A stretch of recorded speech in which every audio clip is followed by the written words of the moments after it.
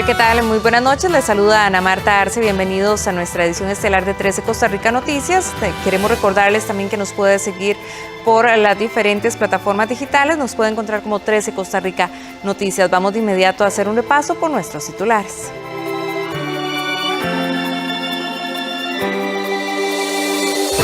A partir de mañana no se pueden divulgar encuestas sobre intención de votos. Quien incumpla esto se expone a una multa de hasta 23 millones de colones.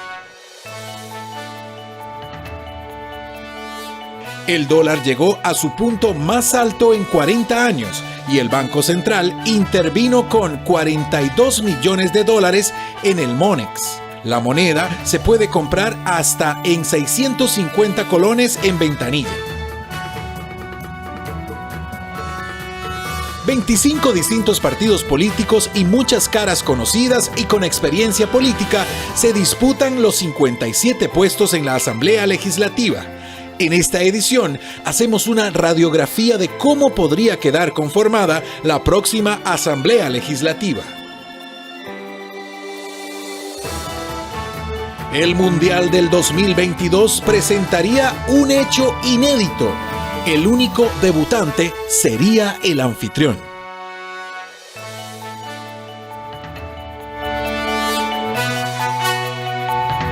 Vamos de inmediato a las informaciones. 17 representantes de la Organización de Estados Americanos observarán las elecciones presidenciales de Costa Rica este domingo para asegurarse de la transparencia y seguridad del proceso electoral. El Tribunal Supremo de Elecciones y la Misión de Observación Electoral de la Organización de los Estados Americanos firmaron este miércoles el acuerdo que establece los procedimientos para la observación electoral que realizarán 17 representantes de 8 nacionalidades diferentes del organismo internacional. La firma estuvo a cargo de la magistrada presidenta del Tribunal Supremo de Elecciones, Eugenia Zamora, e Isabel de Saint-Malo, jefa de la Misión de Observación de la OEA y ex vicepresidenta de Panamá. La observación electoral ha sido algo en lo que Costa Rica y su Tribunal Supremo de Elecciones se ha comprometido desde hace muchos años. Es una mirada externa, una mirada muy importante, no solamente para verificar, para garantizar la transparencia, la integridad del proceso electoral en sus distintas etapas, sino también y fundamentalmente, porque ese es el objetivo de un proceso electoral, el que las autoridades electorales, en este caso nuestro tribunal, no deberán hacer ni más ni menos que la declaratoria de la voluntad popular expresada en las urnas. De manera que para nosotros tener esta observación, estos ojos expertos por parte de la Organización de Estados Americanos es doblemente importante, fundamentalmente por esa integridad, esa transparencia, esa declaratoria de la voluntad popular. Mediante este convenio, el Tribunal Supremo garantiza a los observadores condiciones de seguridad, libre acceso a la información, desplazamiento en el territorio nacional e ingreso a los centros de votación desde la instalación de las juntas receptoras de votos hasta el final del conteo provisional. Los observadores de la OEA llegaron al país desde finales de enero y parte de su agenda es reunirse con autoridades electorales, candidatos, gobierno y estar pendientes de las elecciones el próximo domingo 6 de febrero. Estamos frente a un proceso electoral muy importante para Costa Rica, que se desarrolla además en un marco de retos en medio de una pandemia, ya lo decía la magistrada presidenta. Afortunadamente se han dado otros ejercicios ya en el marco de la pandemia, de los cuales Costa Rica seguramente ha podido aprender para que todo fluya, y yo quiero aprovechar para invitar a los hermanos costarricenses, a la vez que los saludo calurosamente, a que sigan en esta jornada electoral esa invitación a la observación, a las medidas de bioseguridad para garantizar que acudimos a esa fiesta electoral cuidándonos todas y todos, que es lo importante. Los representantes de la OEA deberán actuar con imparcialidad, objetividad e independencia. Además, podrán informar inmediatamente al Tribunal Supremo de Elecciones acerca de eventuales irregularidades que se pudieran presentar durante el proceso de observación. El último estudio de opinión realizado por el Centro de Investigación y Estudios Políticos de la Universidad de Costa Rica revela que los costarricenses tienen más dudas en elegir a los futuros diputados que al propio presidente de la República. El próximo domingo 6 de febrero, más de 3 millones de costarricenses iremos a las urnas para elegir al 49º presidente o presidenta de la República. Sin embargo, esta no será la única selección que realicemos, pues este mismo día estaremos definiendo quiénes serán los 57 diputados que lleguen a representarnos en el Congreso. Pero es que si el panorama de la elección presidencial es complejo, lo que refiere al nombramiento de los legisladores genera aún más dudas en los costarricenses. Al menos así lo hace ver la última encuesta del Centro de Investigación de Estudios Políticos de la Universidad de Costa Rica, divulgada el martes anterior. Veamos. Según el estudio, nos indica que hay un 47.1% de personas indecisas. Recordemos que en la de presidencia hay 32% en este momento, según el mismo estudio. La intención de votos por diputaciones para el Partido Liberación Nacional es de 13.4%, del Partido Unidad Social Cristiana de 10.5%, entre tanto el Frente Amplio tiene un 6.8%, el Partido de Progreso Social Democrático del candidato presidencial Rodrigo Chávez tiene un 6.3%, Nueva República de Fabricio Alvarado un 4.1%, el Liberal Progresista de Eli Feinsack 2.6%, mientras que el partido hoy de gobierno, Acción Ciudadana, tiene un 0.7%, según lo señalado por el CIEP. En esta misma medición hay otros 15 partidos que registran niveles de apoyo inferiores al 1%. Es el caso de, por ejemplo, Nueva Generación con el 0.9%, Restauración Nacional y Costa Rica Justa, ambos con 0.8%, y el Movimiento Libertario con 0.7%. Yo diría que hay mayor incertidumbre, digamos, no es que sea una elección necesariamente más complicada, digamos, son 7 elecciones en una, ¿verdad? Cada provincia tiene su propia elección y cada una de los resultados son independientes de las otras, pero hay más incertidumbre ahí, ¿verdad?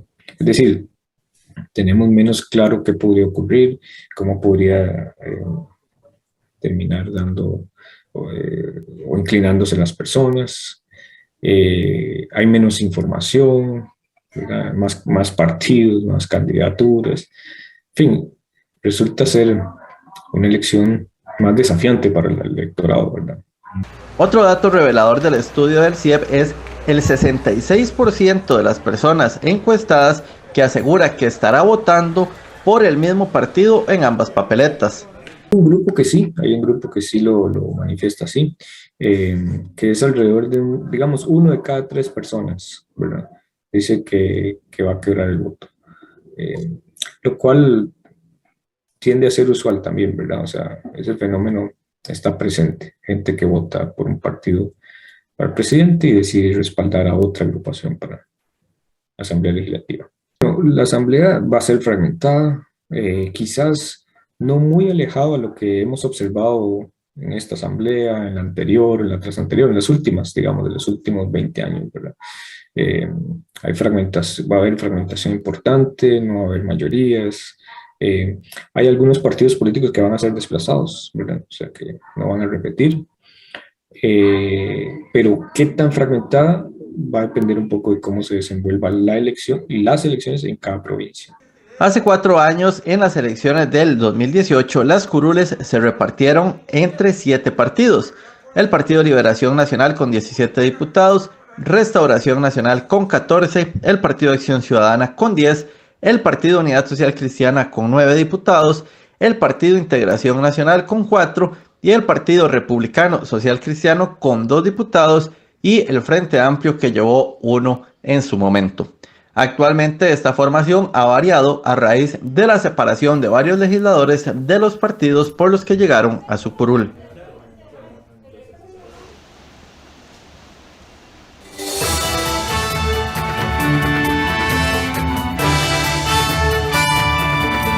Banco Popular presenta El Tipo de Cambio. ¿Cuál es el tipo de cambio para este miércoles 2 de febrero? Ahí lo tenemos en pantalla. La compra está en 641 colones con 4 céntimos, mientras que la venta en 648 colones con 48 céntimos.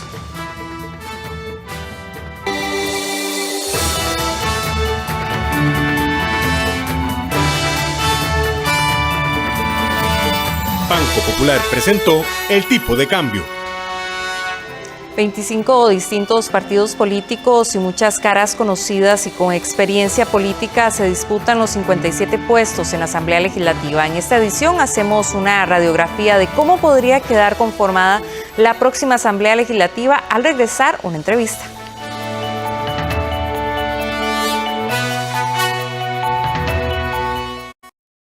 Quiero crecer profesionalmente. Siento que me estoy quedando atrás. Me piden más estudios para un ascenso. ¡Rompamos barreras! Quiero estudiar un posgrado y con CONAPE puedo lograrlo. CONAPE, préstamos para estudio. Quiero invitarlos para que nos acompañen esta semana en Código 13, el programa de tecnología de CINAR. Vamos a tener una entrevista de fondo acerca del uso de las cámaras térmicas en la Universidad Técnica Nacional. Y también vamos a hablar de una empresa 100% costarricense que tiene su negocio basado en la energía renovable. Acompáñenos.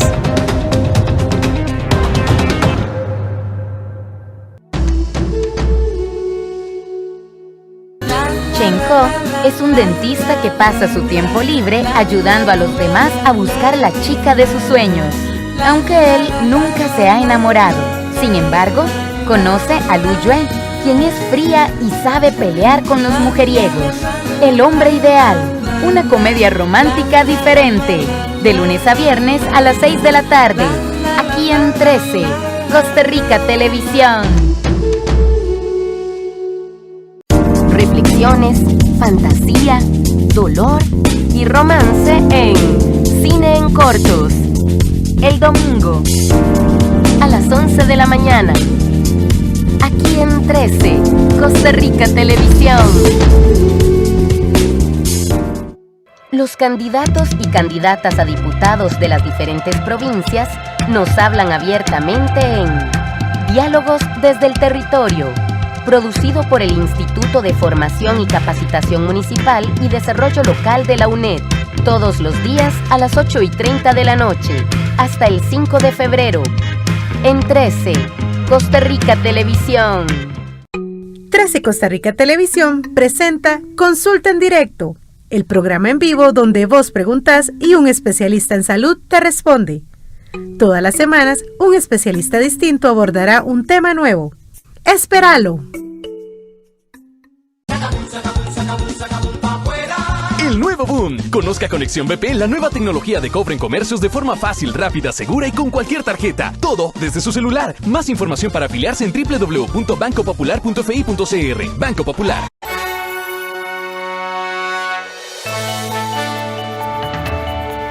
Gracias por continuar con nosotros y le contamos que a inicios de esta semana presentamos el reportaje Familia y Política, cómo se construye el poder, en el cual hablamos de los candidatos que tienen familiares que han participado en puestos políticos en ocasiones anteriores. Hablamos de apellidos como los Figueres, los Monge, los Arias, los Álvarez, Nicolás y demás recientemente de familias como los Prendas o los Guevara. Hoy vamos a conversar con el politólogo y sociólogo analista político y sociólogo José Carlos Chinchilla, quien se encuentra aquí en el set de 13 Costa Rica Noticias, y le damos la bienvenida. Muy buenas noches y gracias por acompañarnos, don José Carlos. Un gusto estar acá en esta televisora nacional. Gracias. Vamos a empezar de una vez. Les contábamos antes de la pausa que vamos a hablar un poco de cómo podría estar conformada la próxima Asamblea Legislativa, tomando en consideración los reportajes que hemos venido publicando de que podríamos contar con candidatos que tienen ya experiencia o que incluso han tenido ya familia que ha participado de cargos importantes. Entonces, ¿qué podríamos esperarnos? Adelante. Bueno, eso en principio a uno le suena que la experiencia es buena. Pero la verdad es que no toda experiencia es muy buena. Cuando uno ve la imagen que se tiene de la Asamblea Legislativa, uno piensa, bueno, si vuelven los que le dieron la mala imagen, ¿qué puede ocurrir? Pero bueno, digámoslo, funcionalmente es probable que esta asamblea, con alguna gente que tiene experticia en toda la mecánica interna de la asamblea, pueda tener mayor fluidez funcional, pero no necesariamente mayor fluidez política, porque evidentemente vamos a tener una asamblea fraccionada, se habla de un voto fraccionado, sabemos que de alguna manera se puede reproducir lo que hemos tenido ahora en esta asamblea y en la anterior, y eso significa un fraccionamiento. El que haya gente con experiencia, y algunos de ellos con una tradición dentro de la democracia electoral costarricense, podría ser algo positivo en relación a lo que ha ocurrido con esta legislación, en la cual mucha gente sin ninguna experticia se le ha olvidado el principio fundamental de la democracia, que es la representatividad. Algunas personas llegan a la Asamblea Legislativa y creen que ya la representatividad no es su deber. Creo que esta gente, la gente con más experiencia que ha estado, independientemente de lo que han hecho en el pasado, son gente que tiene conciencia de que lo que hagan y no hagan tiene un costo político, mientras que en esta última asamblea todo indica que no ha sido así. Y es que también cuando hablamos de experiencia, para bien, puede ser para bien o para mal esa experiencia, pero también cómo puede jugar en contra de esa experiencia que tienen estos aspirantes a diputados. Bueno, algunas personas hemos visto en el pasado, como el entonces diputado Guevara, tenía una gran habilidad para retardar ciertos proyectos. Algunos otros han desarrollado lo que se conoce como el filibusterismo legislativo, que en el fondo es una forma de obstaculizar el proceso de la asamblea. Entonces, en ese sentido sería muy negativo. En el sentido positivo, diría yo, estaría el hecho de que tomen conciencia de esta gran oportunidad que eventualmente les podría dar la ciudadanía y que efectivamente vayan a representar a la gente. Y que, algo que es interesante, puedan ellos consolidar efectivamente muchas de las propuestas que sus partidos han planteado en campaña. Porque hemos visto en la campaña cómo se plantean cosas, pero no se dice cómo hacerlo. Bueno, la tarea del diputado va a ser ver cómo operacionalizar en parte estas ideas de su campaña. El diálogo político, el diálogo democrático entre gente con experticia posiblemente sea más factible que cuando la gente no tiene experiencia. Sin embargo, digamos, la esperanza democrática es el recambio, digamos, el que lleguen nuevos líderes, en el caso de la Asamblea Legislativa, o que lleguen líderes con mucha experiencia, pero dispuestos a hacer cosas nuevas, novedosas, creativas. Entonces, creo que la Asamblea Legislativa va a ser todo un tubo de ensayo, donde efectivamente, digamos, vinos viejos van a estar en odres nuevos. Es decir, una nueva asamblea con gente que ya estuvo, pero en un contexto político muy diferente. También hay que decir que esta Asamblea Legislativa estuvo fragmentada desde el inicio. Ahora presentamos en la nota 7 distintos partidos que estaban ahí en la Asamblea. ¿Y qué podríamos también esperar de esta próxima Asamblea, partiendo de que son 25 partidos también, 25 candidaturas y proponiendo diputaciones?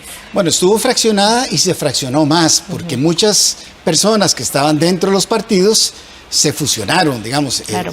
El caso de Restauración, del cual surge Nueva República, el caso del mismo Movimiento Libertario, el mismo PUSC, encontraron un fraccionamiento mayor. Ahora, ¿por qué se da eso? Es importante saberlo. Esto se da porque los partidos han perdido visión ideológica, han perdido tener proyectos claros y concisos en los cuales quienes están inmersos en los partidos se comprometan a materializarlos, a concretarlos. El temor que uno tiene es que frente a 25 candidatos probablemente nuevamente se reproduce un fraccionamiento de la Asamblea. Mi impresión es que va a ser un fraccionamiento, sí, pero va a haber grupos relativamente numerosos que van a permitir el que tengan que dialogar y llegar a ciertos acuerdos. Hemos visto, por ejemplo, cómo en las encuestas aparece, por ejemplo, el Frente Amplio con un porcentaje importante, Liberación con un porcentaje importante, el PUS con un porcentaje importante, y otros partidos pequeños aparecen posiblemente con 1 o 2 diputadas o diputados en la Asamblea. Esto va a generar posibles alianzas, por ejemplo, para la elección del directorio, alianzas con quien quede en el gobierno o una oposición frontal. Esto lo veremos de camino, ¿verdad? También puede ser probable que, como ocurrió esta ocasión, que el oficialismo no tenía una mayoría, que esto fue determinante también en la negociación a la hora de negociar proyectos que para ellos eran importantes. Sí, podría ser que quien llegue al gobierno no tenga una mayoría parlamentaria. Eso es casi imposible. Es muy poco probable que la persona que llegue, que posiblemente sea en el balotaje, en una segunda ronda, cuente con más de 29 votos en la Asamblea Legislativa. Esto nos lleva a la necesidad que quien llegue al gobierno sea y requiera de una capacidad de negociación con los distintos grupos. Es decir, la política es esencialmente también una praxis de diálogo y de negociación para llegar a puntos de acuerdo. Es muy importante que quien llegue sepa que no va a contar con una Asamblea Legislativa incondicional, y por lo tanto tendrá que negociar.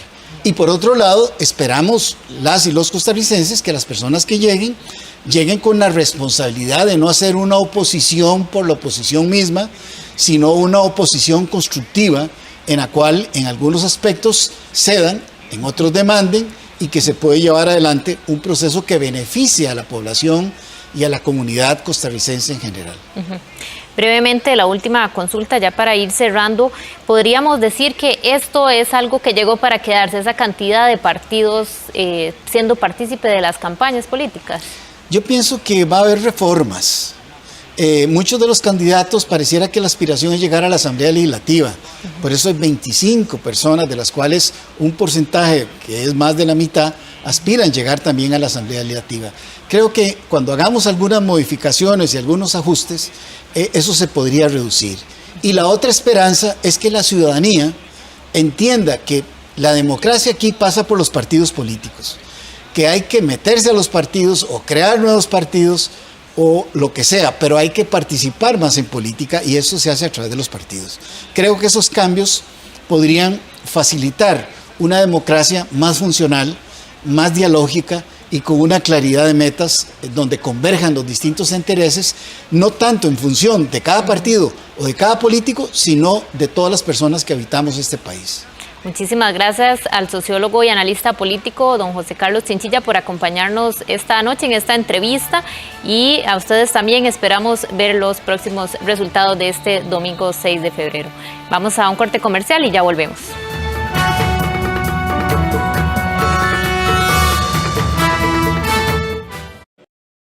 ¿Por dónde no hemos cleteado?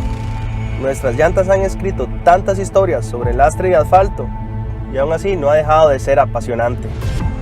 Pero ¿y si te digo que nos falta cletear en una ruta? Una que todos hemos soñado. Sí, la 27. Este 13 de febrero la cerraremos por un día. Apuntate y registrate en gfandreaamador.com y elegí tu modalidad, 60 o 160K, la ruta que te faltaba. Las marcas en la piel hablan de quienes somos. Son testigo y reflejo de nuestras vivencias. Lo poco que había quedado eran espejos, estaban tapados. En mi cuerpo están las marcas de las vivencias de un cuerpo negro y travesti. Cómo te miraban en la calle. Son historias que nos acompañan. Somos y ya cada uno tiene su belleza. Algunas marcas son elegidas, otras se cargan. Marcas en la piel. Los sábados a las 5:15 de la tarde. Aquí en 13, Costa Rica Televisión. Presentamos diferentes espectáculos de teatro, danza, música y más. Todo bajo el marco del respetado Festival Cervantino, realizado en México y con participantes de diferentes lugares y países. Festival Cervantino. En 13, Costa Rica Televisión. ¿Quieres aprender inglés? Ve ABC Mouse, aprende inglés y aprende conmigo. Aprenderemos las palabras para los días de la semana, Tuesday, formas y mucho, mucho más. Y prepárate para bailar. Aprende inglés de la manera más fácil y divertida. ABC Mouse. Los sábados a las 11 de la mañana. aquí en 13, Costa Rica Televisión.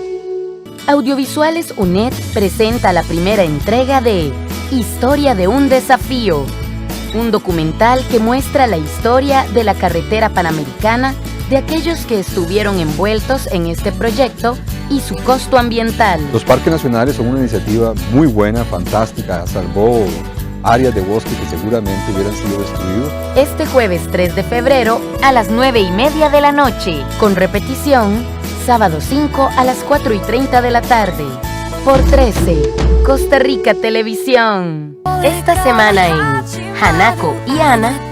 ¡Mamá! ¡Te extraño! Escuchen las dos. No vinieron hasta aquí para jugar. Tu cara dice que no estás bien. Ojalá pudieras venir durante el día, papá. Estoy buscando partidarios como usted. De hecho, hay algo que quiero que haga por mí.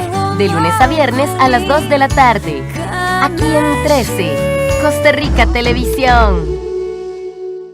Para mí el pintar es emociones, ¿no? O sea, yo creo que los colores son emociones, son sentimientos que puedes encontrar en ellos. En lo personal es algo que llegó a cambiar mi vida totalmente, ¿no? Encontré una paz interior. Arte Esquina con los viernes a las 9:30 de la noche. Aquí en 13, Costa Rica Televisión.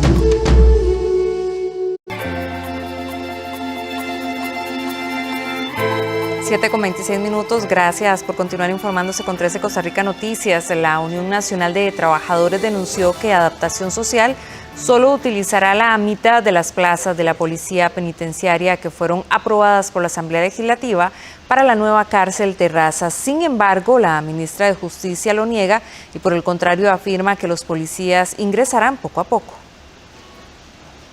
Es precisamente esta cárcel en San Rafael de Alajuela donde se dan estos cuestionamientos por parte de la Unión Nacional de Trabajadores UNT, donde señalan que por la falta de recurso policial se presenta la inseguridad para los policías penitenciarios que trabajan en la misma.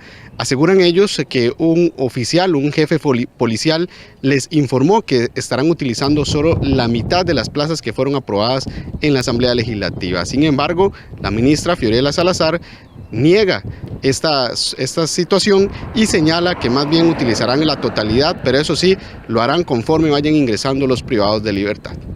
Este fue el momento en el que los policías penitenciarios de la cárcel Terrazas se manifestaron el lunes anterior en San Rafael de Alajuela. Ellos se quejan por el mensaje que les dio un jefe policial donde les aseguró que la cárcel operaría con la mitad de las plazas aprobadas. Para este centro, la Asamblea Legislativa aprobó el año anterior más de 600 plazas, por lo que según el mensaje del jefe policial y la denuncia planteada por la Unión Nacional de Trabajadores, serían alrededor de 300 policías. Para la UNT, esto sería muy preocupante por la inseguridad que genera en la atención del centro, y esa fue la queja planteada en la manifestación del lunes. Hace 15 días llegó una nueva jefatura policial al centro y le informó verbalmente a los funcionarios que se iba a trabajar con la mitad del personal que originalmente se había destinado para operar Terrazas. Él dice que puede trabajar con 150 policías por escuadra. ¿Eso qué significa? Bueno, significa sacrificar la seguridad institucional, sacrificar el cumplimiento de los derechos laborales de los trabajadores y de las trabajadoras y implica también sacrificar y menoscabar los servicios de atención técnica a la población privada de libertad.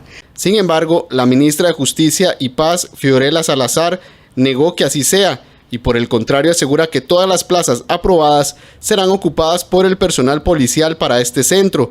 Eso sí, conforme vayan ingresando los privados de libertad.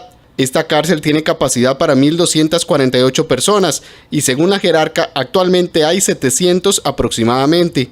No, para nada, esa es información completamente errónea. Nosotros hemos ido explicando en estos días que Terrazas se va llenando de recursos, en este caso humanos, conforme se van habilitando los espacios y conforme se van activando los procesos que se llevan adelante en el centro. ¿A qué me refiero? A que se están llenando los dormitorios primero, estamos haciendo los traslados de las personas privadas de libertad desde otros centros penitenciarios. Eso quiere decir que no todos los dormitorios en este momento se están utilizando y por ende no todas los otros espacios se están utilizando. Me refiero a la parte estudiantil, a la parte del taller, a la parte de la clínica. En este momento Terrazas tiene más o menos unas 700 personas. Estamos ya casi, ya superamos la mitad de la capacidad. Debido a la manifestación del lunes, la UNT denunció este miércoles que comenzaron las represalias en contra del personal que participó. Según el sindicato, trasladaron a 2 policías a otros centros, en Limón y Punta Arenas. Además, aseguran que esta situación representa inseguridad en la policía, en el personal técnico e incluso en los privados de libertad. No hay suficiente espacio para alojar a la policía penitenciaria. Ahorita en este momento Terrazas está más o menos a un 50% de ocupación. La policía que se había destinado para ese centro está más o menos como a la mitad y ya no hay espacio en los dormitorios de la policía. Los policías están teniendo que dormir en los espacios que fueron diseñados para la visita conyugal de los privados de libertad. No existe ninguna razón por la cual a Terrazas no se le vaya a dar y no se le esté dotando del personal que necesita, porque justamente se dio una gran lucha, en el buen sentido de la palabra, para poder contar con la gente. Lo que se está haciendo es esquemas de trabajo especializados, digamos, adecuados para las características que tiene Terrazas. A veces la gente piensa que por tanta cantidad de población penal hay una cantidad, un ratio, digamos, de policías o de personal, y eso no necesariamente es así. La cárcel Terrazas está lista desde marzo del año 2021, pero por el faltante de las plazas se mantuvo cerrada por casi 10 meses hasta que a finales del año anterior se abrió y trasladaron a los primeros privados de libertad. A tan solo 2 meses de operar, la cárcel Terrazas podría continuar con las quejas, ya que el sindicato señaló que con las supuestas represalias no descartan más manifestaciones. Esta cárcel tiene capacidad para 1.248 personas. Al día de hoy hay aproximadamente 700 de ellas y es por eso que desde la administración del Ministerio de Justicia indican que el ingreso del resto de las plazas policiales se hará conforme se vayan ingresando más privados de libertad a este centro que comenzó a funcionar a finales del año anterior. Le informó Andrés Ortiz con el trabajo en cámara de Sergio Quesada. Tras varios días consecutivos de aumento en el tipo de cambio, el Banco Central intervino con 4,2 millones de dólares. En el plazo de 3 semanas, el dólar incrementó 12 colones, llegando a los 652 colones. Después de 3 semanas de incremento en el tipo de cambio, el Banco Central intervino el martes con 4,2 millones de dólares, pese a que al inicio de año el dólar se mantuvo en 640 colones. En el plazo de estos días se pudo encontrar en las entidades financieras en 652 colones.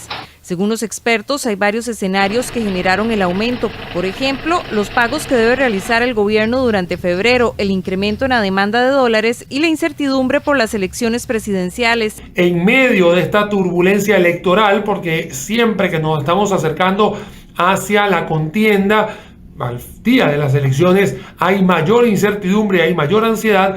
El Banco Central ha tenido que intervenir por encima de 4,2 millones de dólares para estabilizar el tipo de cambio. Esto se da sencillamente porque existe un ambiente de ansiedad dentro del panorama electoral y por supuesto es algo que es típico y sucede rutinariamente cuando estamos previo a esa contienda.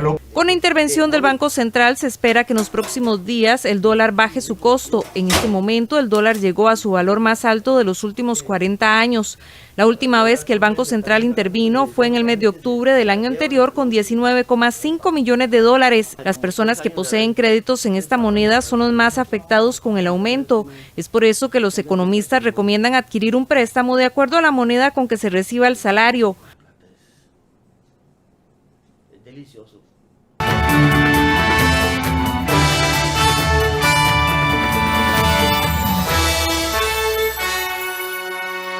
Pasamos de inmediato al ámbito deportivo y en este momento continúa la selección nacional en su encuentro con Jamaica en Kingston.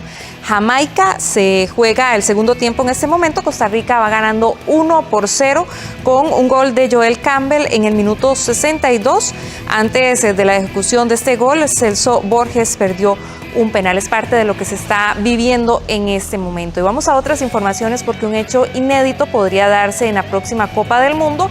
En un único debate de la próxima Copa del Mundo sería el país anfitrión.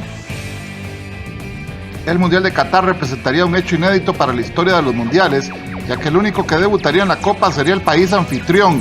Siempre que un país hospedó al resto de selecciones ya tenía experiencia mundialista. En este caso no será así. El detalle se presenta ya que ni CONCACAF, ni CONMEBOL, ni Asia asomarían nombres de representaciones nuevas. Ya todos han estado, aunque sea en un mundial, en ocasiones anteriores. El otro caso es el de República Democrática del Congo en África, aunque técnicamente ya compitió, ya que esa nación solía llamarse Zaire y bajo ese nombre jugó el Mundial de 1974.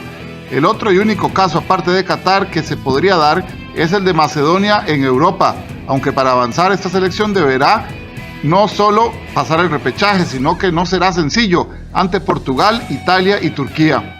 En el Mundial anterior debutaron Panamá e Islandia, para el 2014 fue Bosnia, en 2010 estuvieron 2 selecciones distintas debutantes, mientras que para 2006 llegaron 5 que nunca habían estado, como Angola, Ghana, Togo y Ucrania, siendo este el último mundial en donde debutaron más de 2 selecciones. Y la suerte no acompañó al costarricense Carlos Muñoz en la primera parada del Tour Mundial de Surf.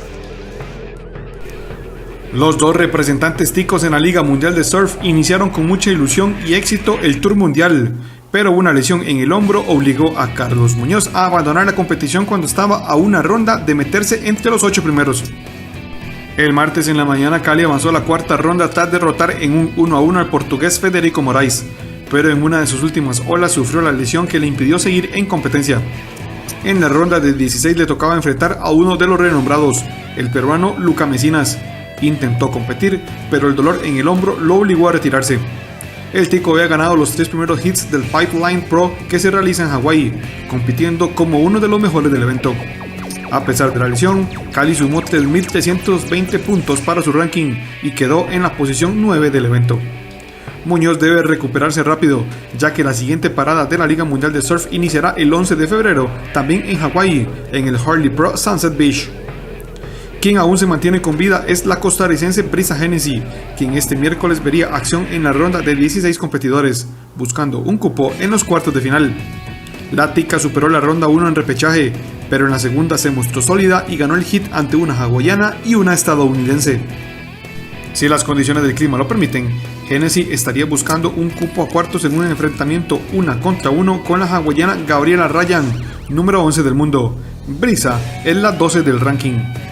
Si la surfista costarricense logra avanzar a los cuartos de final, buscará un cupo a semifinales entre la ganadora del duelo entre Carissa Moore y Bethany Hamilton, 2 de las mejores surfistas del mundo. El grito homofóbico es una auténtica pesadilla para el fútbol mexicano que ya ha costado muchas sanciones de FIFA. El grito que amenaza a la Federación Mexicana de Fútbol. Lo que empezó como una burla en la tribuna contra el portero contrario hace más de 20 años, se ha convertido en un verdadero dolor de cabeza para los directivos del balompié mexicano y un tema de debate en la lucha contra la homofobia. La FIFA ha impuesto costosas multas y el año pasado decretó el castigo de jugar un partido a puerta cerrada, pero miles de aficionados insisten en gritar el adjetivo por diversión. La palabra es una forma coloquial para referirse de forma despectiva a los hombres no heterosexuales.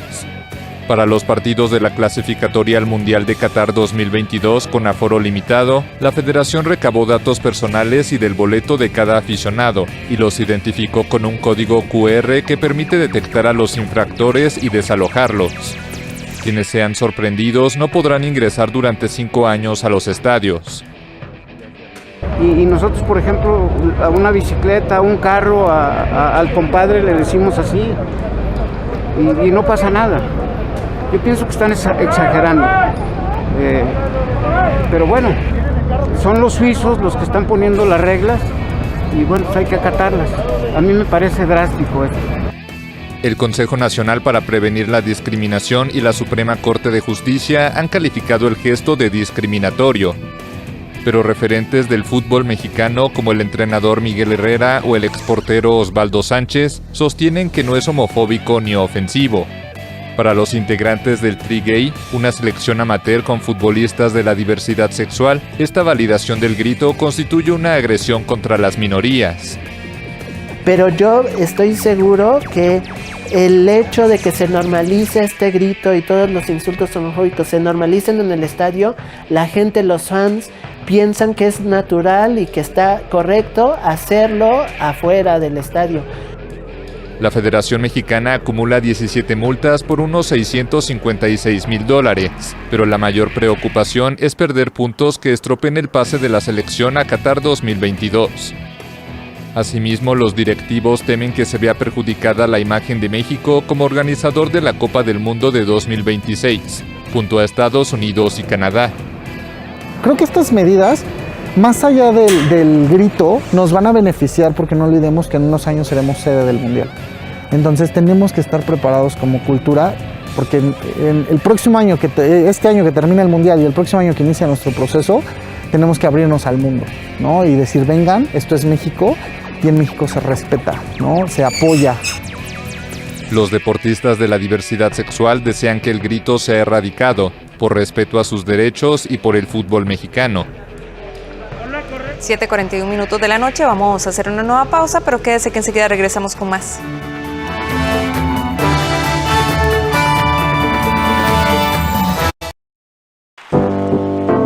Un programa con entrevistas, humor y música en vivo. Platicaremos con un querido cantante y actor, protagonista de la era dorada del rock and roll, el querido César Costa. ¡Uy!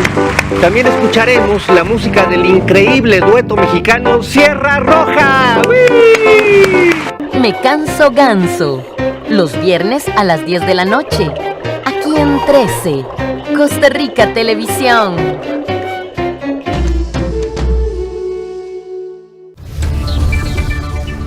Hola, ¿qué tal? Si hay una de las cosas que nos identifica como costarricenses y que en definitiva de solo pensarlo nos significa una gran experiencia, un gran placer, es el tema del café. Las y los costarricenses nos hemos desarrollado en medio de la industria cafetalera que nos acompaña desde mucho antes de la independencia y que es una parte fundamental del ser costarricense, una industria que está creciendo, que se está desarrollando y que hoy involucra grandes retos, sobre todo en el mercado interno. De eso vamos a hablar en Una Mirada esta semana. Acompáñenos. Esta semana en El Hombre Ideal.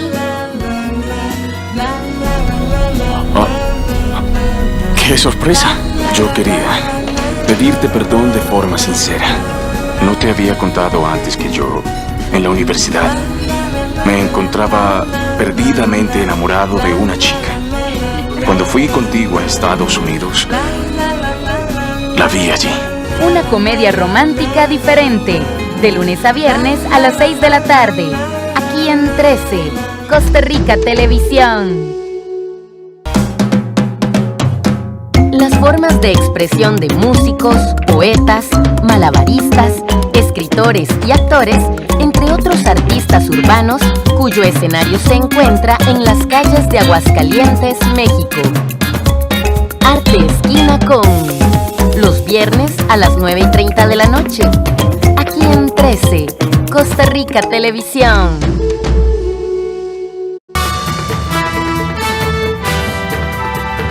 Continuamos con más noticias. José María Villalta le mandó un mensaje a los otros candidatos presidenciales para que revelen su información patrimonial para que así los electores tengan la seguridad de que no es condenada. El Frente Amplista comentó que la información suya puede encontrarse en la página del partido de Frente Amplio.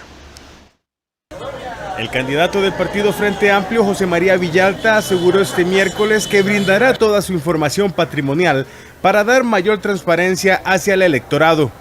Pero no solo él brindará esta información, sino que todas las personas que aspiran a un cargo en el Frente Amplio deberán seguir el ejemplo de su candidato y mostrar a la población cuáles son sus intereses patrimoniales. Nos hemos comprometido a divulgar, a hacer pública toda la información sobre nuestros intereses patrimoniales.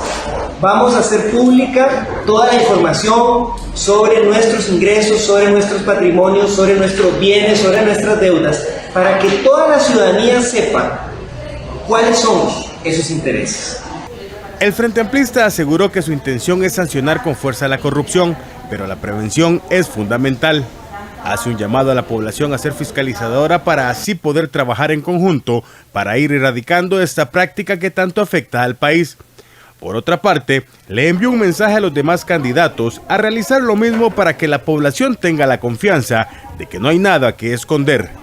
Hacemos un llamado, un reto si se quiere, a los demás candidatos y candidatas a la presidencia, a esos 24 candidatos y candidatas a la presidencia, a que hagan lo mismo antes del día de las elecciones, a que digan transparentemente cuáles son sus intereses, en qué negocios participan, cuáles son sus bienes, sus deudas, para que la gente sepa y pueda fiscalizar.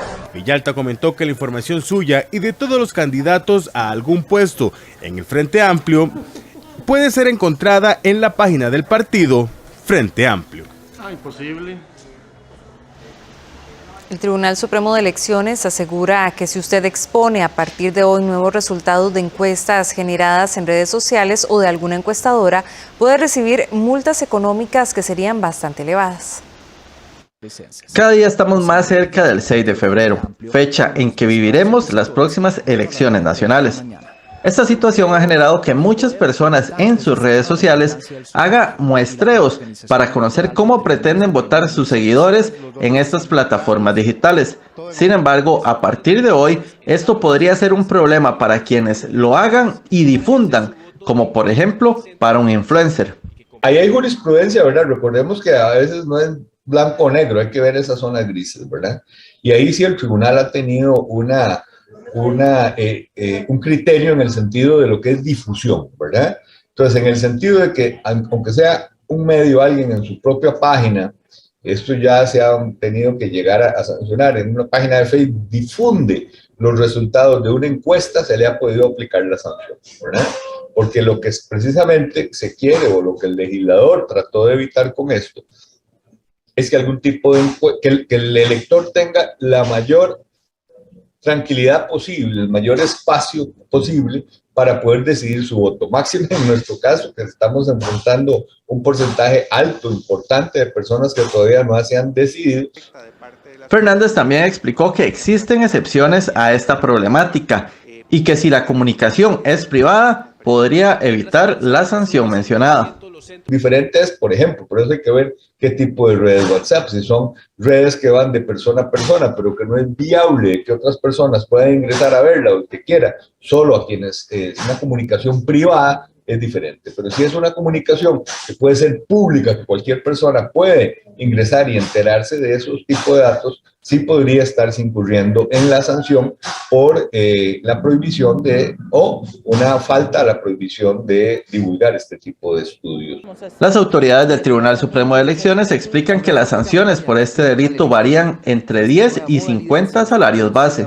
Ustedes son de multa, ¿verdad? Multa que pueden ir, no recuerdo ahorita, ¿verdad? Pero creo que en ese rango de los artículos 136 a violación hasta los artículos 138 y 140 que se refiere a las encuestas, pueden ser desde los 10 salarios base hasta los 50 salarios base, ¿verdad? Hay dependiendo de la causal correspondiente y la gravedad de la falta. Desde este miércoles, los partidos políticos tampoco pueden publicar ningún tipo de publicidad en redes, televisión o frecuencias radiales. 7:48 minutos de la noche, vamos a hacer una nueva pausa y enseguida regresamos con toda la información internacional.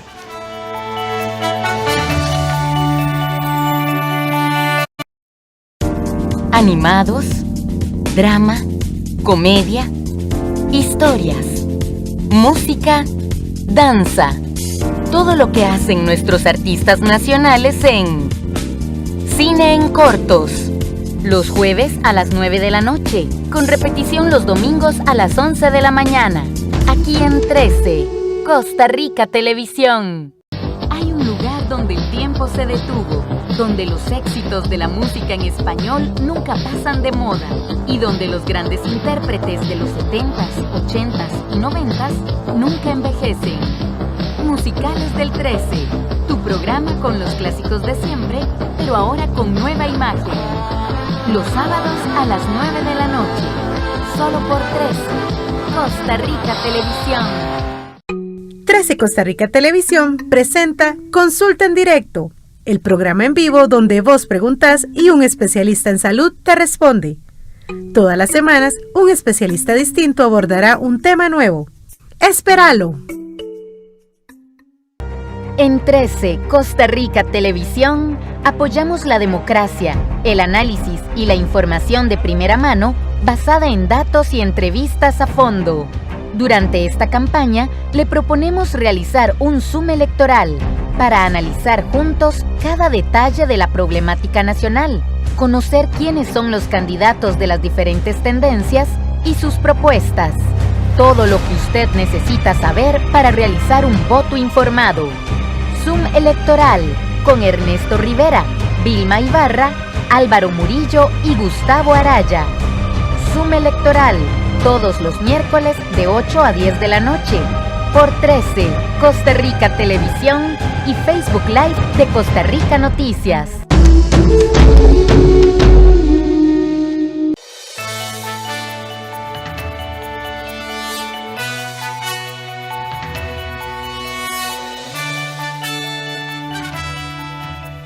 Pasamos de inmediato al ámbito internacional. En un momento de tensión máxima con Rusia por Ucrania, Estados Unidos ha anunciado el envío de 3.000 soldados al este de Europa. En un momento de tensión máxima con Rusia, Estados Unidos ha anunciado el envío de 3.000 soldados al este de Europa. 1.000 de esos militares serán desplegados en Rumanía, otros 2.000 irán a Polonia y Alemania. El portavoz del Departamento de Defensa, John Kirby, ha explicado que toman esa decisión porque la situación actual exige reforzar la postura disuasiva y defensiva en el flanco este de la OTAN. ¿Por qué ahora? Por un par de factores, dice Kirby. El señor Putin sigue añadiendo fuerzas, armas combinadas, capacidades ofensivas, incluso en las últimas 24 horas. Sigue añadiendo tropas en el oeste de Rusia y en Bielorrusia, así como en el Mediterráneo y el Atlántico Norte. No ha dado señales de estar interesado en reducir la tensión. A esas fuerzas se suman 8.500 militares que se mantienen en alerta en Estados Unidos. Entre tanto, China se alinea con Rusia. Los dos gobiernos preparan una declaración común en la que Pekín apoyará las reivindicaciones de Moscú a la OTAN de mayores garantías de seguridad. Y mientras Rusia continúa negando un ataque contra Ucrania, la tensión sigue aumentando pese a que pueda existir una pequeña posibilidad de diálogo. La tensión sigue aumentando ante la duda de si Rusia tiene efectivos militares suficientes en la frontera como para invadir total o parcialmente Ucrania. Y aunque todos los implicados han marcado líneas rojas, todavía parece haber alguna pequeña posibilidad de diálogo. El primer ministro del Reino Unido, Boris Johnson, ha sido el último líder europeo en sumarse a la incursión diplomática para intentar frenar un posible conflicto armado. En una visita a Kiev, quiso dejar claro el desastre que supondría una entrada de tropas rusas en el país.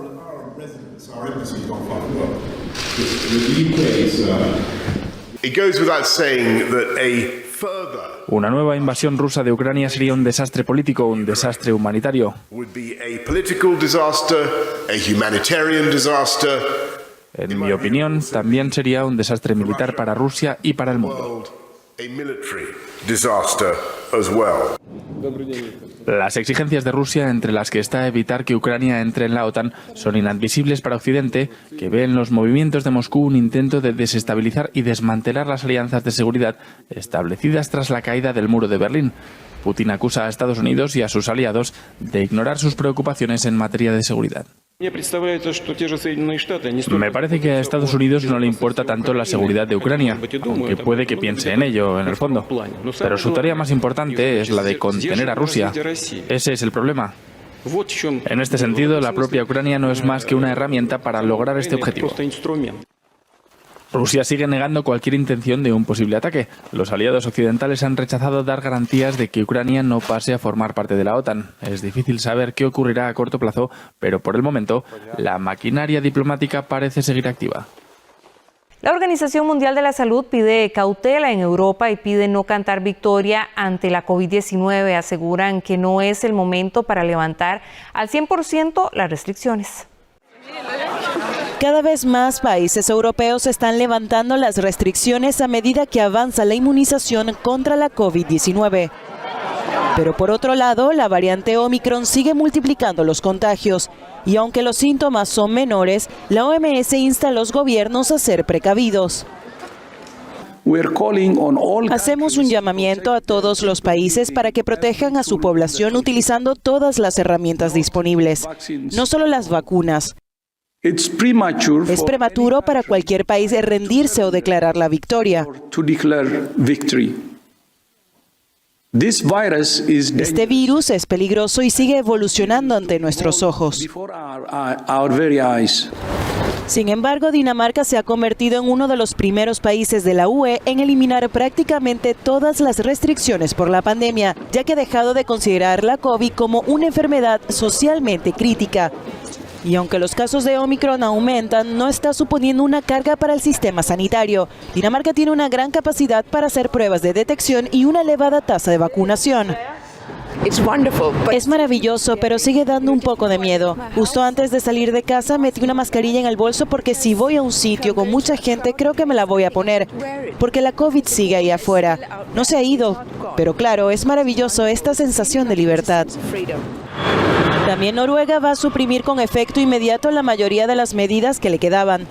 Los restaurantes podrán volver a servir alcohol después de las 11 de la noche y ya no será obligatorio trabajar desde casa. Y Francia pone fin a partir de hoy a los límites de aforo de las salas de conciertos, estadios y otros eventos. Forma parte de un levantamiento gradual de las restricciones que ha sido posible gracias al uso de un pase de vacunación que se requiere para la mayoría de los eventos públicos.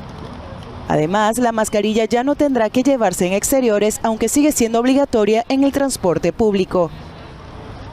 Miles de simpatizantes de la vicepresidenta argentina Cristina Fernández Kirchner se manifestaron en Buenos Aires pidiendo la dimisión de los actuales miembros del Tribunal Supremo. Miles de simpatizantes de la vicepresidenta argentina Cristina Fernández Kirchner se manifestaron este martes en Buenos Aires pidiendo la dimisión de los actuales miembros del Tribunal Supremo. Les acusan de una supuesta parcialidad en beneficio de la oposición conservadora y en contra, sobre todo, de la vicepresidenta, en varias causas abiertas por corrupción durante su mandato entre 2007 y 2015. Reunidos frente al Palacio de los Tribunales en la capital argentina y respaldados por el gobierno de Alberto Fernández, acusan a los magistrados de construir casos, inventar pruebas y pagar por testimonios falsos contra líderes de la oposición. Tenemos que tomar conciencia que somos todos víctimas, porque este sistema que funciona mal nos perjudica a todos los ciudadanos, no solo a los que son de un partido o de otro, sino a todos los ciudadanos. Una postura que no comparte la oposición, que mantiene que se trataba de una marcha golpista para justificar los casos abiertos por corrupción contra Kirchner. El Año Nuevo Chino ha comenzado el martes 1 de febrero. Desde Panamá hasta México ya son muchos los países que incluyen esta fiesta en su calendario festivo. El Año Nuevo Chino ha comenzado este martes 1 de febrero. Desde Panamá hasta México ya son muchos los países que incluyen esta fiesta en su calendario festivo. Tras 2 años de ausencia por la pandemia del COVID-19, las calles de Panamá vuelven a llenarse de música y desfiles para dar la bienvenida al Año del Tigre de Agua. No solamente significa un reconocimiento a la historia de la aportación china a la identidad nacional panameña, sino también significa una nueva base, un nuevo punto de partida de cara al futuro desarrollo de la cooperación, de la amistad, de los lazos, ¿no?, entre China y Panamá y entre chinos y panameños. En México, a pesar de haber cancelado los eventos por la pandemia, han decorado las calles del barrio chino con motivo de la fiesta. En la calle de Dolores, aquí en el barrio chino, y bueno, hoy recibimos al tigre con elemento agua, entonces pues hay mucha gente porque vienen por sus figuras y sus amuletos para el año. La población china ya supone un sector importante en muchos países de Latinoamérica. Por lo tanto, esta fiesta no solo permite fomentar el turismo para reactivar la economía, sino también mejorar la integración cultural. Hasta acá nuestra edición estelar de 13 Costa Rica Noticias. Gracias por su compañía. Recuerde que en minutos iniciará Zoom electoral. Que tenga una linda noche.